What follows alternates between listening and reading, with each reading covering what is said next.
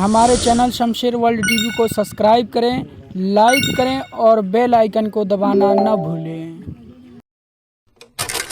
آپ نے محسوس کیا ہوگا جب آدمی کو بخار آتا ہے تو ہر کھانا کڑوا لگتا ہے، اچھا کھانا بھی کڑوا کڑوا لگنے لگتا ہے، حالانکہ کھانا تو اچھا ہی ہوتا ہے۔ آپ روٹی کھائیں، چاول کھائیں، سالن کھائیں، لیکن منہ کا مزہ نہیں آتا۔ شدت کے بخار میں ہر چیز کے اندر کڑواہٹ کیوں آتی ہے؟ کیونکہ آپ کے اندر بیماری ہے، بخار۔ اسی طرح سے نیکیاں اگر کسی کو کڑوی لگتی ہیں تو روح بیمار ہے۔ روح کی بیماری جب کبھی کسی کے اوپر آتی ہے تو اسے اللہ تعالیٰ کی طرف بڑھنے والے راستے کٹھن لگنے لگ جاتے ہیں، کڑوے لگنے لگ جاتے ہیں۔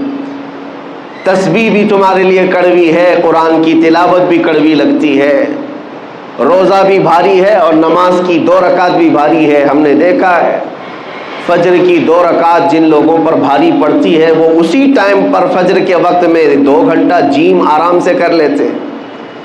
بڑے بڑے لوہے کی آلات اٹھاتے ہیں، استعمال کرتے ہیں، سب ٹھیک ہے، لیکن 2 رکعت بھاری پڑتی ہے، روح کی بیماری ہے۔ اب روح کی بیماری کے علاج کے لیے ہم نے بہت سارے ہاسپٹل دیکھے، ڈاکٹرز دیکھے، لیکن اس نام سے کوئی ڈاکٹر بھی نہیں، اس نام سے کوئی ہاسپٹل بھی نہیں۔ اسی کو مفتی اعظم ہند رحمۃ اللہ تعالی علیہ نے اپنے اشعار میں لکھا ہے، زہر معاصی کا طیبہ ہی شفا خانہ۔ یعنی گناہوں کے زہر کا اگر کوئی شفا خانہ ہے تو میرے مصطفیٰ کا دربار۔ اور اسی کو قرآن نے کہا، وَلَوْ أَنَّهُمْ إِذ ظَلَمُوا أَنفُسَهُمْ جَاءُوكَ، جب مومنین اپنے آپ پر ظلم کر لیں، گناہوں میں آلودہ ہو جائیں تو اے حبیبی آپ کے دربار میں آئیں۔ اللہ کا حکم ہے۔ میں یہ آپ کے سامنے جو آیت تلاوت کر رہا ہوں 5ویں پارے کی آیت ہے، اللہ تعالیٰ فرماتا ہے رسول یہ آپ کے دربار میں آ جائیں، فَاسْتَغْفَرُوا اللَّهَ وَاسْتَغْفَرَ لَهُمُ الرَّسُولُ، آپ کے پاس پہنچ کر کے اللہ کی بارگاہ میں یہ مغفرت طلب کریں، توبہ کریں۔ اور پھر دوسرے نمبر پر اللہ یہ فرماتا ہے رسول بھی ان کے لیے سفارش کریں، رسول بھی آنے والوں کے لیے سفارش کریں۔ اب آگے نتیجہ رزلٹ کیا ہوگا؟ اللہ فرماتا ہے لَوَجَدُوا اللَّهَ تَوَّابًا رَحِيمًا، تو پھر وہ لوگ دیکھیں گے عنقریب کہ اللہ بہت رحم کرنے والا اور توبہ قبول کرنے والا ہے۔ اب مسئلہ یہ ہے کہ اپنے روح کی بیماری کا علاج کروانا اور اپنے گناہوں سے توبہ کرنے کے لیے پوری دنیا ہے، لیکن اللہ تبارک و تعالیٰ فرماتا ہے رسول یہ آپ کے دربار میں آئیں، آپ کے دربار میں آئیں۔ اس آیت پر عمل کے اعتبار سے میں آج آپ کو بتاتا ہوں۔ ایک صحابی تھے ماعز اسلمی رضی اللہ تعالیٰ عنہ، ان سے ایک گناہ سرزد ہوا اور بے چینی بڑھنے لگی تو بارگاہ مصطفیٰ میں آئے۔ صحابہ بیٹھے تھے اور عرض کیا یا رسول اللہ صلی اللہ علیہ وسلم مجھ سے خطا ہو گئی ہے۔ حضور نے فرمایا بتاؤ کیا غلطی ہوئی، کیا خطا ہے؟ انہوں نے کہا بتا نہیں سکتا سب کے سامنے، بتانے میں مجھے شرم محسوس ہوتی ہے۔ حضور اکرم صلی اللہ علیہ وسلم نے فرمایا بتاؤ تو صحیح، تمہارے متعلق علاج بتایا جائے گا۔ اب مجھے آپ کو یہی بتانا ہے کہ صحابی رسول ہیں، ایمان کے اعلیٰ درجے پر ہوتے ہیں صحابی۔ جب ان سے گناہ سرزد ہوا، خطا سرزد ہوئی تو مسجد بھی موجود تھی، خانہ کعبہ بھی ہے، اللہ ہی تو بخشش کرنے والا ہے، اللہ ہی مغفرت کرنے والا ہے۔ اس صحابی رسول نے مسجد کا رخ کیوں نہیں کیا، خانہ کعبہ کے پاس کیوں نہیں گئے، سیدھے بارگاہ مصطفیٰ میں کیوں آئے؟ صحابی کا عمل یہ بتاتا ہے کہ پہلے رسول کی سفارش ضروری ہے۔ رسول کریم صلی اللہ تعالیٰ علیہ وسلم اگر سفارش فرما دے تو اللہ توبہ جلد قبول فرمائے گا۔ وہ آئے، نبی اکرم صلی اللہ تعالیٰ علیہ وسلم نے جب پوچھا تو انہوں نے کہا مجھ سے زنا ہو گیا۔ حضور پاک صلی اللہ علیہ وسلم نے اپنا چہرہ مبارک پھیر لیا، کہا کہ تم ہمارے ہاں سے نکل جاؤ۔ اب وہ زاروں قطار رونے لگ گئے، اتنا رونے لگ گئے کہ قدموں میں گر گئے۔ کہا کہ اگر آپ ناپاک کریں تو پھر میں کہاں جاؤں؟ اعلیٰ حضرت نے اسی کی ترجمانی کرتے ہوئے یوں کہا ہے تجھ سے جو منہ چھپاؤں تو کروں کس کے سامنے. یا رسول اللہ تم سے جو منہ چھپاؤں تو کروں کس کے سامنے؟ کیا اور کسی سے توقع نظر کی ہے؟ بد ہیں تو آپ کے، بھلے ہیں تو آپ کے، ٹکڑوں پہ یہیں کے پلے ہیں، رخ کدھر کریں؟ اس صحابی نے جب حضور اکرم صلی اللہ علیہ وسلم کی بارگاہ میں رو کر کے اپنا جرم کا اقرار کیا تو حضور نے پھر 3 مرتبہ پوچھا، تم ہوش و حواس میں کہہ رہے ہو؟ تم ہوش و حواس میں کہہ رہے ہو؟ انہوں نے کہا ہاں بالکل ہوش و حواس میں کہہ رہا ہوں. کہا تمہیں پتہ ہے زنا کی سزا کیا ہے؟ کہا ہاں مجھے پتہ ہے. اس کے بعد رسول رحمت صلی اللہ علیہ وسلم نے صحابہ سے کہا کہ انہیں سنسار کیا جائے گا. وادی انم، آج بھی وہ وادی موجود ہے مدینے کے مضافات میں، ایک چھوٹی سی پہاڑی ہے، صحابہ لے کر کے گئے. اسلام کی ایک عظیم سزا ہے یہ، زنا پر رکھی ہوئی سزا. لوگ اس کا مذاق اگرچہ اڑاتے ہوں کہ اسلام گردن کاٹنے کی اور سنسار کرنے کی اجازت دیتا ہے، حکم دیتا ہے، تمہیں اندازہ نہیں یہ سزائیں فطرت کے عین مطابق ہیں. اس لیے کہ کینسر کے پھوڑے کو اگر نہ کاٹو گے تو جسم میں زہر پھیل جاتا ہے، اور یہ سزائیں اسی لیے رکھی گئی ہیں کہ معاشرہ ڈس بیلنس نہ ہو. یہ سزا اس وقت تمہیں اچھی لگے گی جب کسی کی اپنی بیٹی کے ساتھ کوئی زنا کر لے. ہم نے ان لوگوں کے بارے میں بھی سنا ہے جن کا تعلق اسلام سے نہیں ہے، لیکن جب ان کے گھروں کی بچیوں کا ریپ ہوتا ہے تو وہ اعلاناً یہ کہتے ہیں کہ ہماری بچیوں کے ریپسٹ کو اسلام جو سزا دیتا ہے وہی دی جائے. وہ اس چیز کا مطالبہ آج بھی کر رہے ہیں. یہی تو بات ہے میرے عزیزو، جس طرح تمہاری بیٹی کی عصمت تمہارے لیے عزیز ہے، اسلام ہر بیٹی کی عزت کو وہی مقام دیتا ہے. ہر بیٹی کی عزت کا مقام ہے.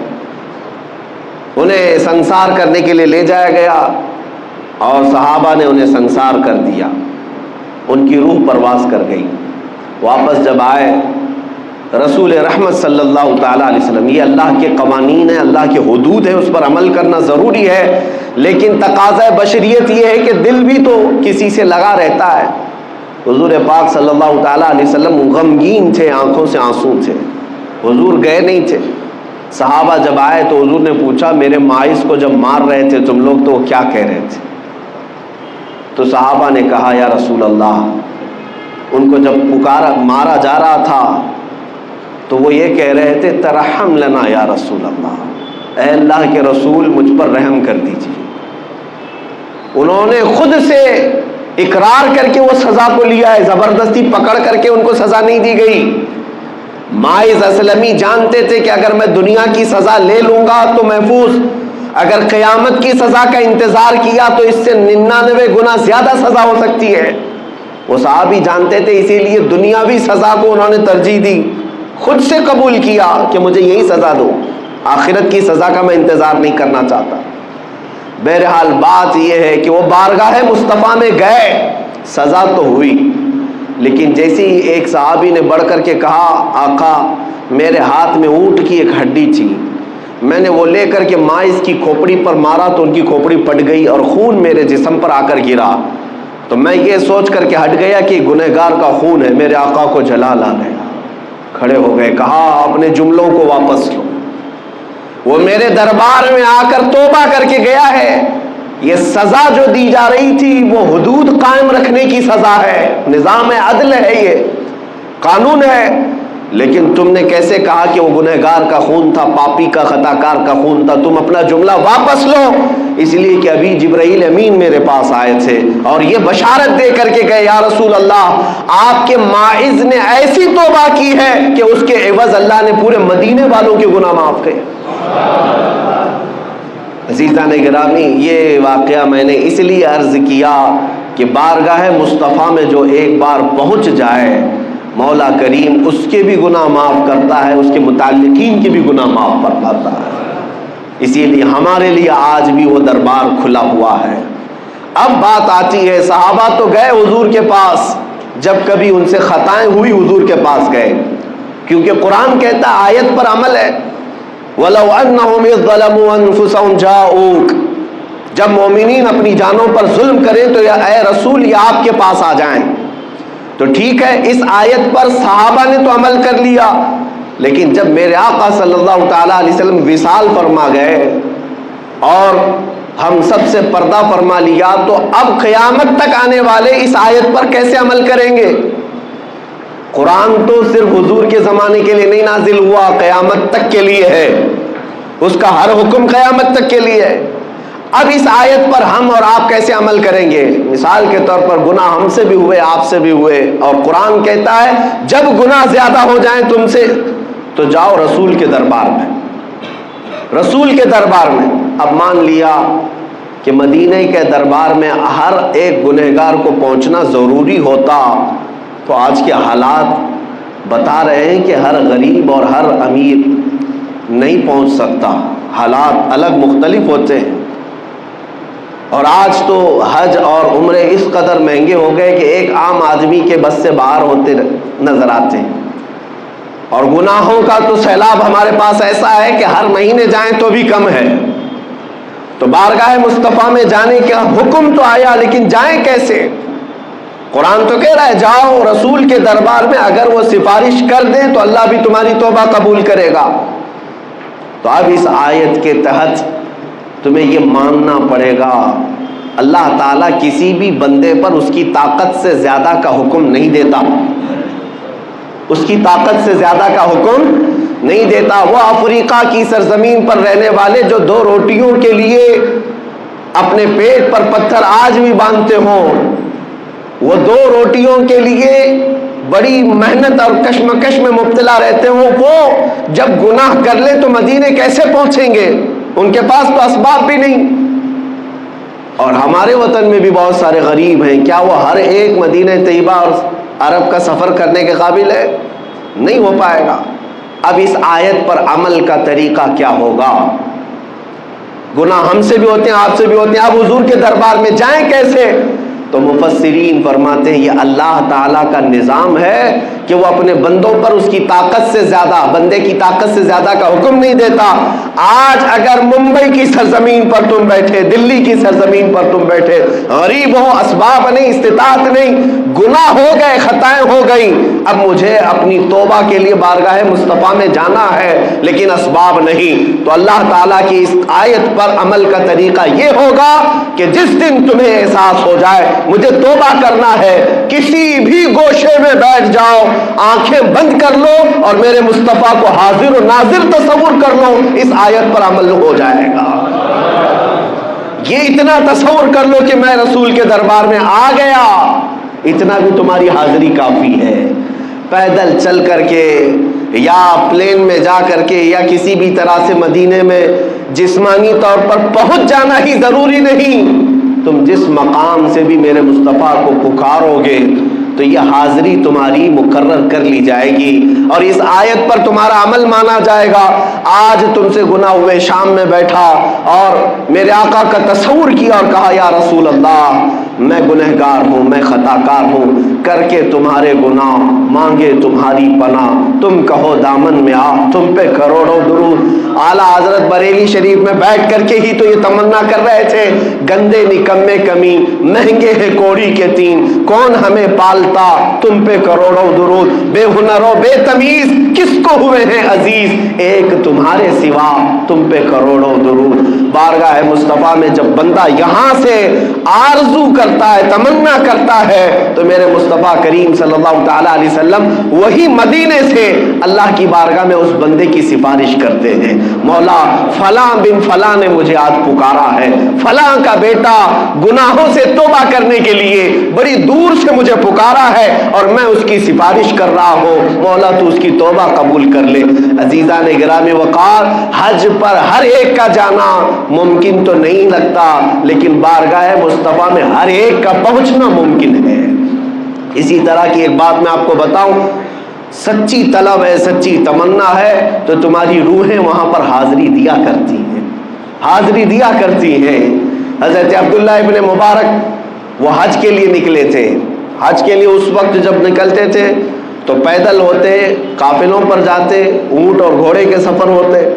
حضرت عبداللہ ابن مبارک سفر کے لیے نکلے خراسان سے، اور درمیان راستے میں ان کا قافلہ چل رہا تھا، ایک جگہ پر ان کا پڑاؤ ہوا رات کو، اور صبح صبح جب بیدار ہوئے تو آپ اٹھ کر کے دیکھتے ہیں قریب میں ایک کچرا کا پورا کوڑا دان جہاں پر لوگ کچرے لا کر پھینکتے ہیں ایک گڑھا تھا، وہاں پر ایک چھوٹی 8 سال کی بچی بیٹھی کچرے میں کچھ ڈھونڈ رہی تھی۔ ابن مبارک فرماتے میں قریب جا کر دیکھا ایک چھوٹی سی بہت خوبصورت بچی ہے، کچرا ڈھونڈ رہی ہے۔ تھوڑی دیر کے بعد اس کو ایک مری ہوئی چڑیا نظر آئی، وہ مری ہوئی چڑیا اٹھائی، اس کے پر وغیرہ نوچ کر کے وہ چبا کر کھانے لگی اور تھوڑا سا اس میں بچا لیا اور بھاگنے لگی۔ ابن مبارک اس کو پکڑ لیتے، کہا اے بیٹی تیرا نام کیا ہے؟ اس نے مسلمان نام بتایا اور کہا کہ کیا تجھے معلوم نہیں ہے مردہ کھا رہی ہے تو؟ یہ کچرے میں سے اٹھا کر مردہ کھا رہی ہے، مری ہوئی چڑیا۔ وہ بچی سر جھکاتی اور کہتی ہے اے بزرگ، کیا اسلام اس بات کی اجازت نہیں دیتا کہ 3 دن کی بھوک کے بعد میرے گھر میں کوئی چیز نہ ہو؟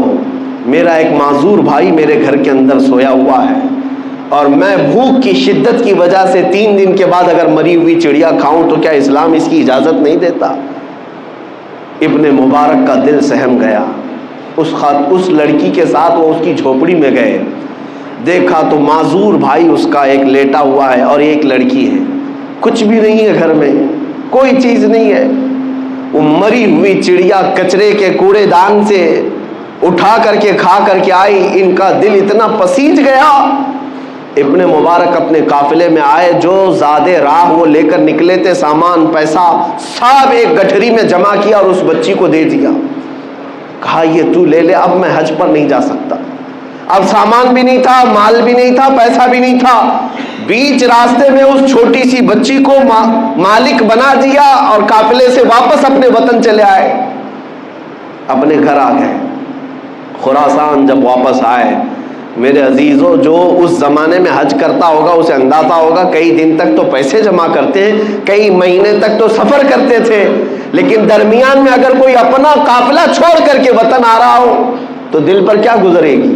بہرحال اللہ تعالیٰ کی ایک بندی پر رحم کرتے ہوئے وہ واپس آ گئے۔ جب گھر آئے، حاجیوں کا قافلہ تو گیا، حج کیا، مدینہ طیبہ کی حاضری بھی ہوئی۔ وہ مہینوں کے بعد جب واپس آئے اپنے وطن، جو حاجی گئے تھے، گاؤں والے استقبال کے لیے کھڑے تھے، سبوں نے استقبال کیا، حاجی آئے ہوئے ہیں، حج سے آئے ہیں۔ تو ان حاجیوں کے استقبال کے بعد لوگوں نے پوچھا حج کیسا ہوا تمہارا؟ حج کے کچھ اپنی کاروائیاں بتاؤ، کیسا حج کیا؟ وہ جو حاجی گئے تھے وہ کہنے لگے کیا کہنا ہمارے حج کا، عرفات میں تو ہم عبداللہ ابن مبارک کے ساتھ دعا کر رہے تھے، مزدلفہ میں عبداللہ ابن مبارک نے ہماری امامت کی ہے، کنکریاں ہم نے ان کے ساتھ ماری ہے، بارگاہ مصطفیٰ صلی اللہ علیہ وسلم میں جب ہماری حاضری ہوئی عبداللہ ابن مبارک جیسا امام ہمارے ساتھ تھا، تو حاضری کا کیا کہنا؟ ہر حاجی عبداللہ ابن مبارک کا نام لے رہا ہے۔ تو گاؤں والے تھے پریشان تھے، حج کے دنوں میں تو عبداللہ ابن مبارک یہیں تھے، حج گئے نہیں، اور ہر حاجی کہہ رہا ہے کہ ہمارے ساتھ عبداللہ ابن مبارک، یہ کیا ماجرا ہے؟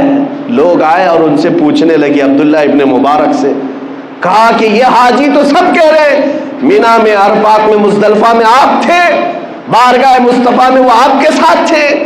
عبداللہ ابن مبارک رونے لگ گئے، آنکھوں سے آنسو آئے اور کہتے ہیں میرا رب بڑا کریم ہے، میرا رب بڑا کریم ہے، میں نے اس کی بندی پر رحم کیا کیا، میری شکل کا فرشتہ اللہ نے حج کے لیے بھیج دیا۔ وہ ابن مبارک کی شکل کا فرشتہ تھا جو ان کی طرف سے ارکان حج ادا کر رہا تھا، بارگاہ مصطفیٰ میں حاضری بھی دے رہا تھا۔